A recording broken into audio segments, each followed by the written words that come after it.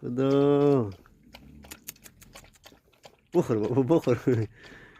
تشنه بودی. دوستان سلام. یه سری بزنیم پیش بلفی کوچولو، حالش چطوره؟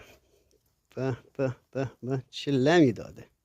بیا بلفی، بیا دختر، بیا پسر میگم دختر، ببخشید. بخور بابا بخور. بخور بلفی، بخور بخور قشنگ. آفرین.